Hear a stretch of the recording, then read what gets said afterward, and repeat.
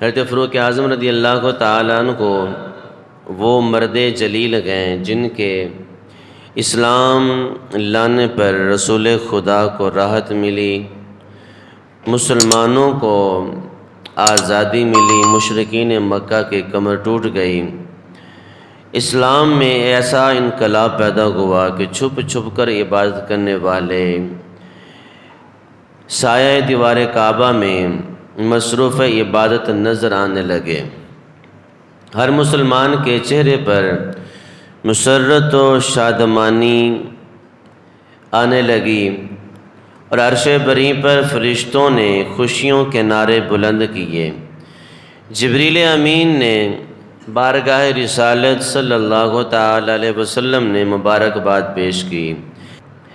میری آج کے اس جمعۃ المبارک کے بابرکت ساعتوں میں گفتگو کا موضوع ہے شان فاروق اعظم رضی اللہ تعالی عنہ۔ اللہ رب العالمین نے حضرت فاروق اعظم رضی اللہ تعالی عنہ کو بڑا مقام اور بڑا مرتبہ عطا فرمایا۔ آپ کی شان کو میرے خالق و مالک نے بھی بیان فرمایا اور پیارے محبوب علیہ السلام نے بھی اپنی زبان مبارکہ سے حضرت سیدنا فاروق اعظم رضی اللہ تعالیٰ عنہ کی شان کو بیان فرمایا۔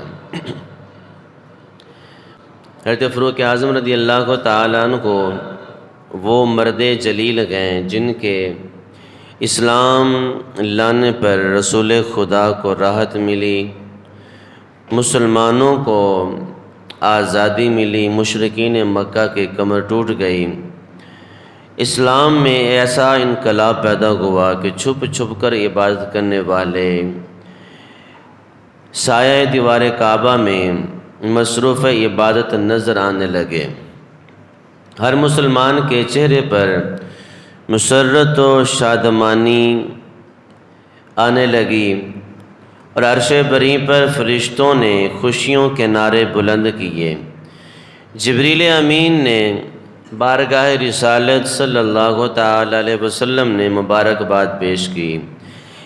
اسلامی عزت و وقار اور شان و شوکت میں ترقی ہوئی، ہر لب پر مسکراہٹ اور ہر دل میں خوشی کی لہر دوڑ گئی۔ فاروق اعظم رضی اللہ تعالی عنہ وہ جلیل القدر صحابی ہیں جن کا نام سن کر بڑے بڑے سلاطین کے دل دہل جاتے گئے، بادشاہوں کے ایوانوں میں زلزلہ پیدا ہو جاتا گئے، جن کے سائے سے شیطان دور بھاگ جاتا گئے اور جن کے رعب کی ضیا سے ظلمتیں چھٹ جاتی گئیں۔